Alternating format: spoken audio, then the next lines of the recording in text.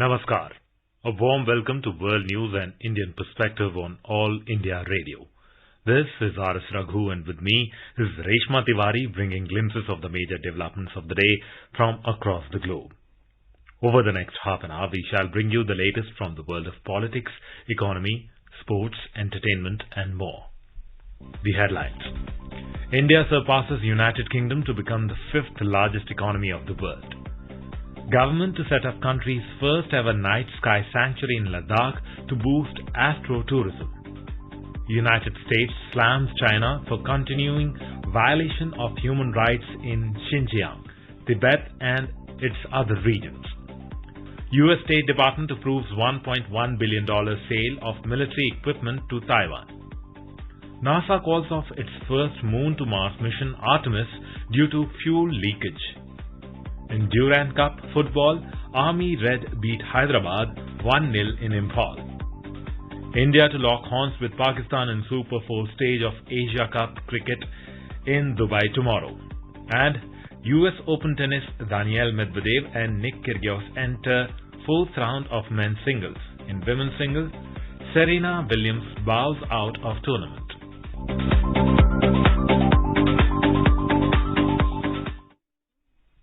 India has leaped past the United Kingdom to become the fifth largest economy of the world. International Monetary Fund said India took a lead in the final 3 months of 2021 to become the fifth biggest economy. According to GDP figures from IMF, India extended its lead in the first quarter. IMF said the Indian economy is forecast to grow more than 7% this year. A world-beating rebound in Indian stocks this quarter has just seen their weighting rise to the second spot in the MSCI Emerging Markets Index, trailing only China's. Britain has dropped behind India to become the world's sixth largest economy, delivering a further blow to the government in London as it grapples with the brutal cost of living shock. In today's Hotspot section, we bring you a discussion on India becomes the world's fifth largest economy. In conversation are A.K. Bhattacharya, economic analyst, and Shishir Sinha, journalist.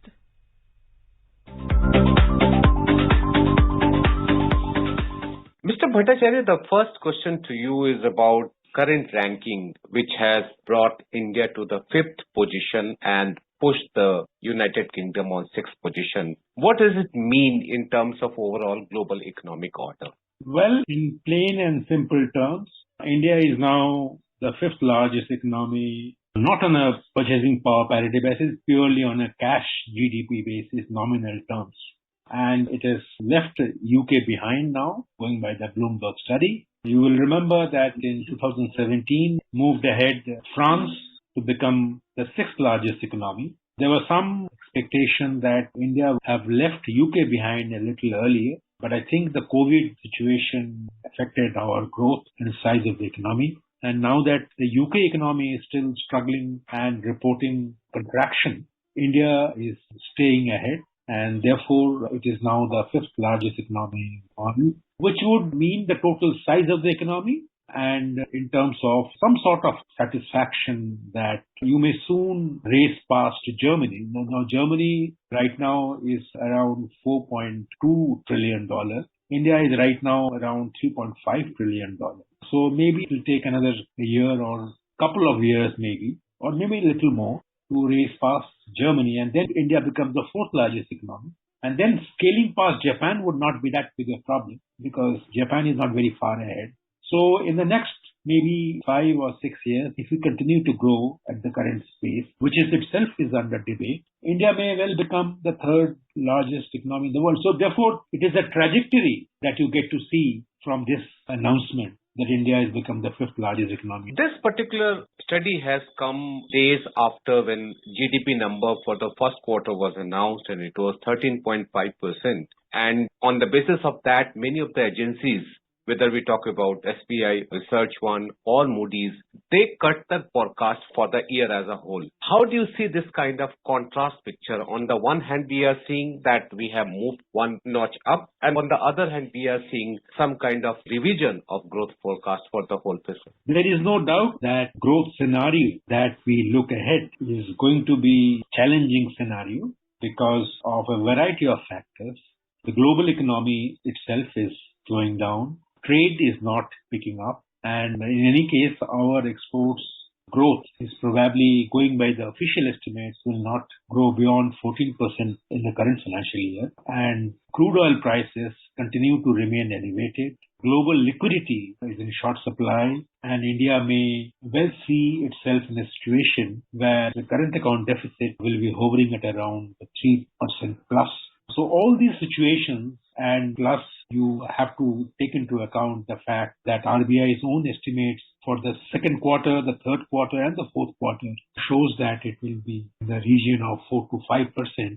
So if we achieve 6.5% growth or closer to 7%, I think we should be happy. What it means for the global ranking of the Indian economy is something different, because as you will know that the global ranking of the Indian economy is determined not by the real growth, but by the nominal growth adjusted against foreign exchange depreciation of the Indian currency.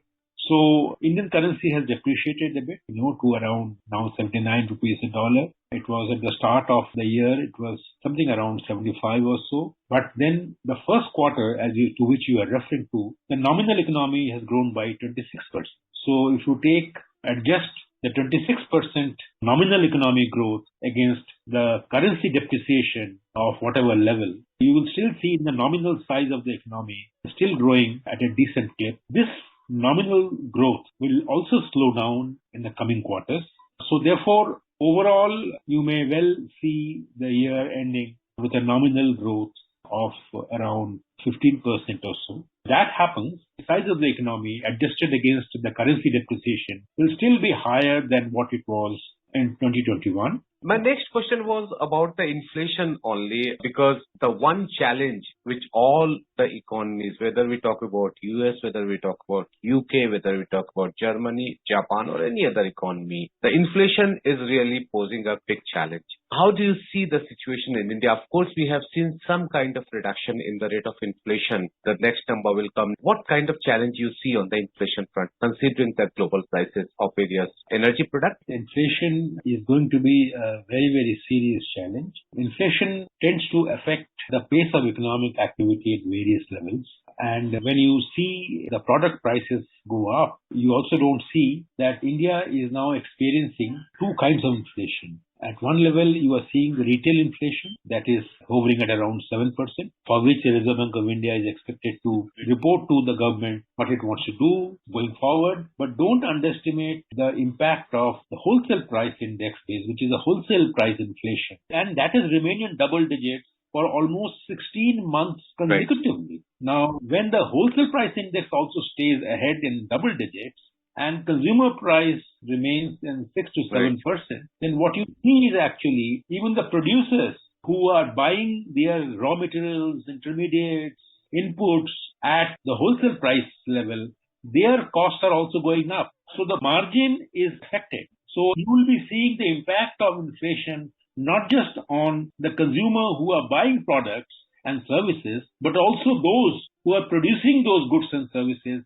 because their margin is coming out. So what I do see in the coming months is the dual impact of wholesale price inflation and retail inflation on the economy. So you are right, this is not a very happy sign. Although there are prospects, there are indications that retail inflation will probably cool off a bit in the coming months. The winter months are always a lower thing. Another issue is about when we talk about our GDP number, it is said that it is underestimated. Whatsoever the number is released by the Ministry of Statistics and Program Implementation or National Statistical Office. And one particular aspect is that we should go for revision of IIP, that's the Index of Industrial Production or the Industrial Basket. What do you have to say on this? Index of Industrial Production is not a value metric.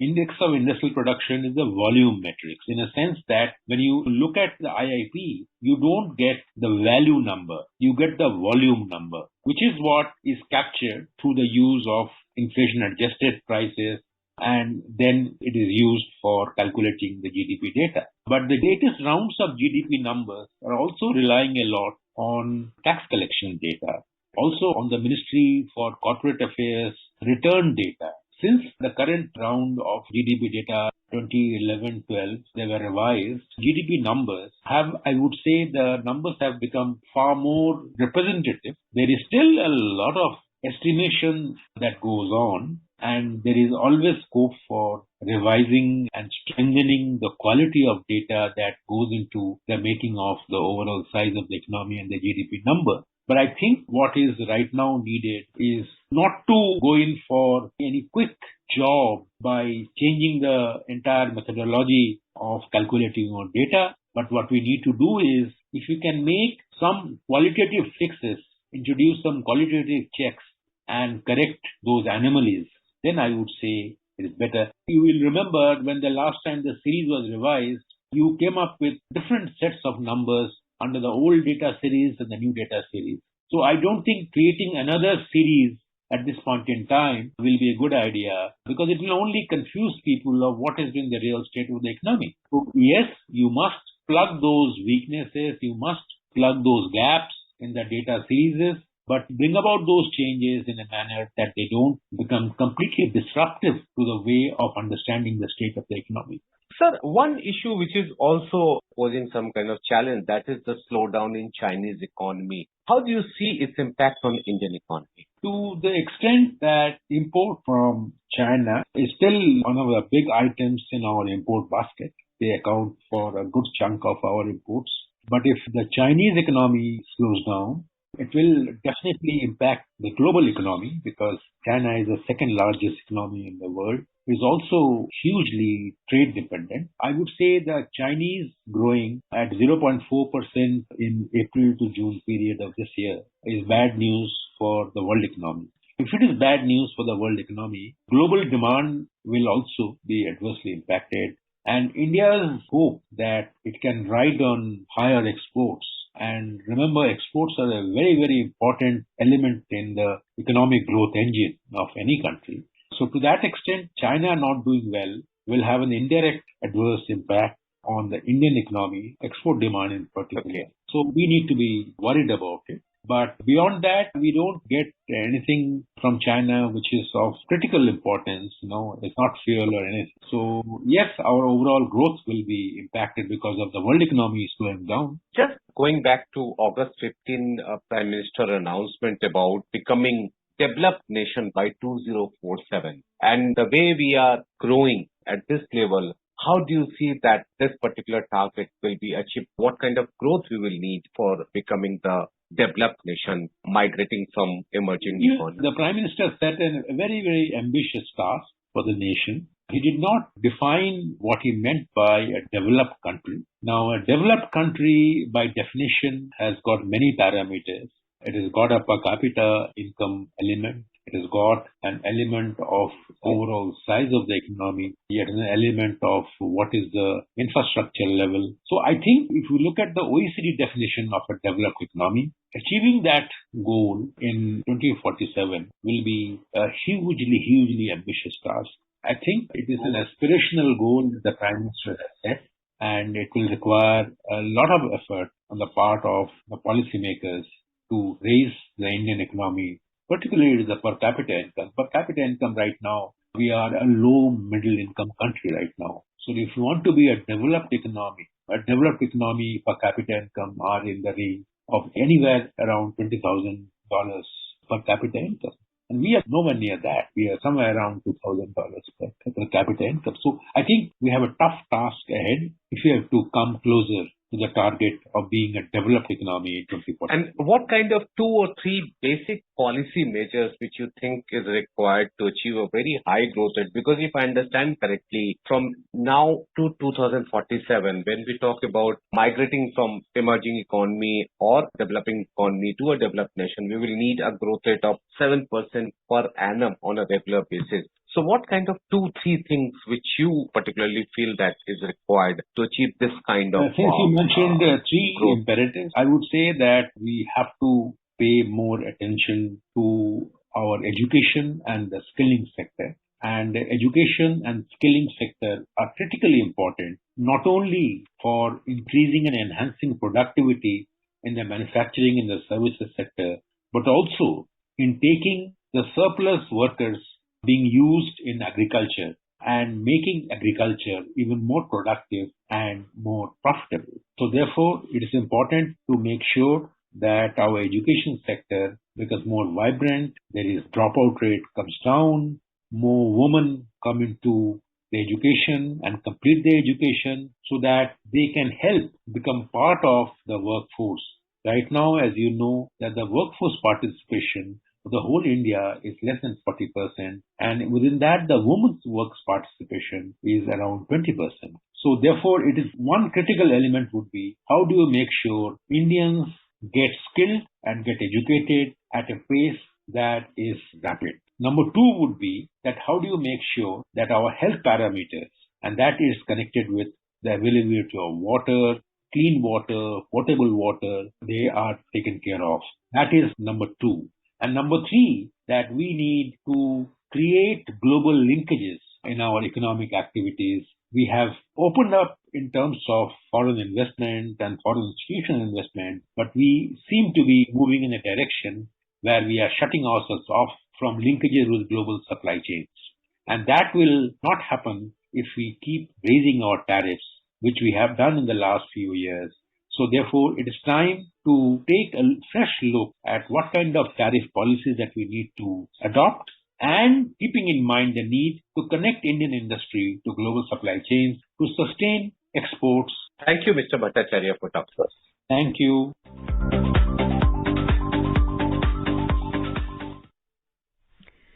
The US has slammed China for continued violation of human rights in Xinjiang, Tibet and its other regions. It has vowed to work closely with its partners and the international community to hold Beijing accountable for its abhorrent actions against its own people. Welcoming the UN High Commissioner for Human Rights report on Xinjiang that was released on Wednesday, White House Press Secretary Karen Jean-Pierre said it deepened US's grave concern regarding ongoing genocide and crimes against humanity that China is perpetrating. During her daily news conference on Thursday, she said US welcomes this important report as it describes authoritatively the aberrant human rights treatment of the Uyghur and other minority communities by the People's Republic of China government. Jean-Pierre said that the Biden administration has taken concrete measures and the president has rallied allies and partners, including the G7, to ensure all global supply chains are free from the use of forced labor from Xinjiang. The U.S. State Department has approved a potential $1.1 billion sale of military equipment to Taiwan, including 60 anti-ship missiles and 100 air-to-air missiles amid heightened tensions with China. The Pentagon's Defense Security Cooperation Agency informed this. It said Sidewinder missiles, which can be used for air-to-air and surface attack missions, Harpoon anti-ship missiles and support for Taiwan's surveillance radar program include the package. The principal contractor for the Harpoon missiles is Boeing Company, while Raytheon is the principal contractor for Sidewinders and the radar program. The Biden administration formally notified the U.S. Congress of the proposed sales. It will be reviewed by Congress, but both Democratic and Republican congressional aides said they do not expect opposition. The package was announced in the wake of China's aggressive military drills around Taiwan following a visit to the island last month by U.S. House of Representatives Speaker Nancy Pelosi. Earlier this week, 2 U.S. Navy warships entered Taiwan Strait in what was the first U.S. naval transit in the waterway since U.S.-China tensions spiked over Pelosi's visit. This is All India Radio giving you the world news. For quick news updates round the clock, follow us on our Twitter handle at AIR News Alerts. India's Prime Minister Narendra Modi has termed the induction of fully made-in-India aircraft carrier INS Vikrant as a historic day for India. Sharing a video in his Twitter handle, Mr. Modi said, "Words will not be able to describe the feelings of pride that he felt on Friday when he was on board INS Vikrant." With the commissioning of INS Vikrant, India has entered into a select band of nations having niche capability to indigenously design and build an aircraft carrier. The carrier is equipped with the latest state-of-the-art equipment and systems. In a unique and first-of-its-kind initiative, the Department of Science and Technology has decided to set up India's first-ever night sky sanctuary in Ladakh. It will be completed within next 3 months. The proposed dark sky reserve will be located at Hanle in Ladakh as a part of Changtang Wildlife Sanctuary. It will boost astrotourism in India and will be one of the world's highest located sites for optical, infrared and gamma ray telescopes. Science and Technology Minister Dr. Jitendra Singh said that a tripartite MOU was signed recently among the UT administration, Ladakh Autonomous Hills Development Council and the Indian Institute of Astrophysics for launching the Dark Space Reserve. He said the site will have activities to help in boosting local tourism and economy through interventions of science and technology. Dr. Jitendra Singh said a high-level delegation of scientists and officials from Central Leather Research Institute in Chennai will visit Ladakh by the end of this year to explore the possibility of setting up its regional branch. Ladakh has a very rich and wide variety of animals for leather research and industry and to promote bioeconomy of animal skin-derived products. NASA has postponed a planned attempt to launch the debut test flight of its giant next-generation rocket due to leak of supercooled liquid hydrogen propellant again. This happened for the second time in 5 days. The NASA has postponed its first mission of Moon to Mars Artemis program after the initial launch attempt on August 29 had to be called off due to technical issues with one of the rocket's 4 main engines. The U.S. Space Agency has started its ambitious Moon to Mars Artemis program 50 years after the last Apollo lunar mission. The Space Launch System with Orion spacecraft will lift off from Cape Canaveral on a 42-day-long journey going nearly 60,000 kilometers beyond the Moon and back.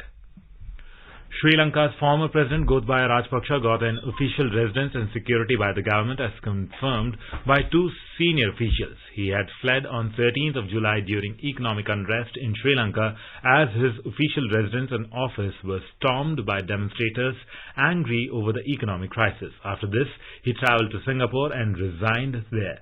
Later, he travelled to Thailand. After coming back to Sri Lanka, Mr. Rajapaksa met with a group of ruling party members and lawmakers at the airport before going back to his home. For now, he wasn't even allowed to step out of his room due to security reasons. The future plans of the president are not confirmed yet. The situation in the already bankrupt Sri Lanka was made worse by global factors like the pandemic and Russia's conflict with Ukraine. Protesters also blame Rajapaksa's family responsible for mismanaging the economy. The economic crisis has seen months-long shortages of essentials like fuel, medicine and cooking gas due to a severe shortage of foreign currency. On Tuesday, President Ranil Wickremesinghe reached a preliminary agreement with the International Monetary Fund for a $2.9 billion bailout package over 4 years to help the country recover from this crisis. The United States announced hosting the first ever U.S. Pacific Island Country Summit in the last week of this month amid the growing influence of China in the Indo-Pacific region. According to the announcement made by the Biden administration yesterday, the summit will be held in Washington on the 28th and the 29th of September. The White House said in a statement that U.S. President Joe Biden will host the summit. It added, the summit will demonstrate the United States' deep and enduring partnership with Pacific Island countries and the Pacific region that is underpinned by shared history, values and people-to-people ties. Notably, the announcement came a week after the United States accused Beijing of expanding its nuclear arsenal and claimed the extreme build-up process could harm the stability of the Indo-Pacific region. Addressing a press conference in Indonesia last week, U.S. Indo-Pacific Commander Admiral John Aquilino said China is the only country which is expanding its nuclear arsenal and it had 300 nuclear silos going in. A pilot flying in circles for over an hour has been threatening to intentionally crash into Walmart on West Main in Tupelo, a city in northeast Mississippi in the United States. Police has evacuated the stores, said a release from the police department. The police have also been able to begin talking with the pilot directly, it said. Citizens are asked to avoid that area until all clear is given. With the mobility of an airplane of that type, the danger zone is much larger than Tupelo, the police said in the statement. The Tupelo Police Department is asking the people to disperse. All emergency services have been put on alert, it said. The pilot is reported to have taken the small aircraft, a Beechcraft King Air 90 from Tupelo Airport. The plane is a 9-seater with 2 engines. State law enforcement and emergency managers are closely tracking this dangerous situation, Governor Tate Reeves said. In football, Army Red defeated Hyderabad by 1-0 in Durand Cup at Humayun Lampak Stadium in Imphal. In the other match between East Bengal, defeated Mumbai City by 4-3 in Kolkata. In the Asia Cup 2022 T20 cricket in Super 4 stage match in Sharjah, chasing a target of 176 runs set by Afghanistan, Sri Lanka were 151 for 5 in 16.4 overs when the reports last came in. Earlier, Sri Lanka won the toss and elected to field. Batting first, Rahmanullah Gurbaz played a counter-attacking 84 while Ibrahim Zadran also played a knock of 40 as Afghanistan went on to post a total of 175 for 6 in the stipulated 20 overs against Sri Lanka. For Sri Lanka, Dilshan Madhushanka took 2 for 37 while Asista Fernando and M. Tikshana took 1 wicket each. Tomorrow, India will take on Pakistan in Dubai after qualifying for the Super 4 stage of the tournament. Indian all-rounder Ravindra Jadeja has been ruled out of the rest of the Asia Cup squad due to a knee injury. Akshar Patel will replace him in the team. In tennis, defending champion Daniil Medvedev cruised into the 4th round of men's singles in the US Open. The top seed defeated Chinese qualifier Wu Yibing 6-4, 6-2, 6-2 to set up a blockbuster clash with Australia's Nick Kyrgios. The 23rd seed Kyrgios reached the 4th round with a straight sets victory over American wildcard JJ Wolf. The thrilling 4th round clash will take place tomorrow. In women's singles, Serena Williams was knocked out of the tournament. She lost a 3-set thriller 7-5, 6-7, 6-1 against Ayla Tomljanovic of Australia in the 3rd round. Now let's take a look at the major developments around the world as reported in the foreign press. The Globe and Mail says Russia alarmed at no US visas to attend UN leaders meeting. The Guardian writes, UN says 50 civilians killed in April by Mali's army. The Financial Times reports Russia indefinitely suspends Nord Stream gas pipeline to Europe. The Wall Street Journal says Ukraine sees many ways to hurt Russia in Kherson offensive. The Japan Times reports ex-Unification Church senior official calls donation coercion a serious problem.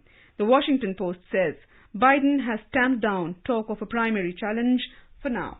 And now a quick look at the headlines once again. India surpasses United Kingdom to become the 5th largest economy of the world.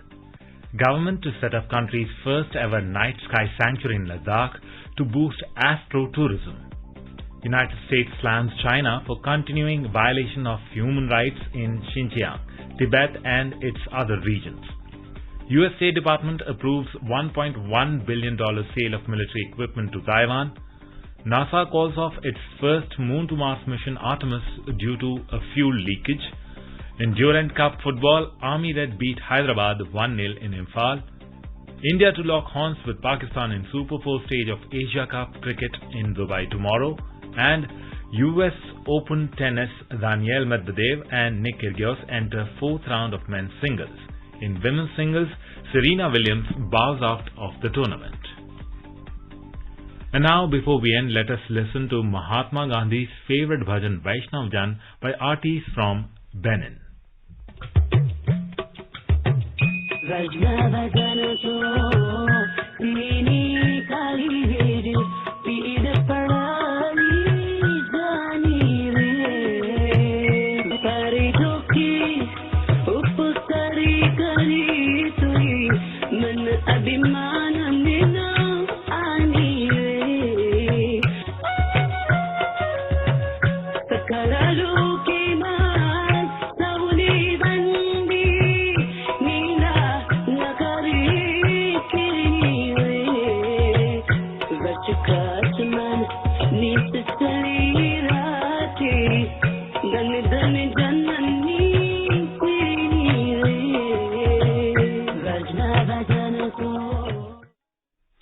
And with that, we end this bulletin. We'll be back at the same time tomorrow with the next edition of World News.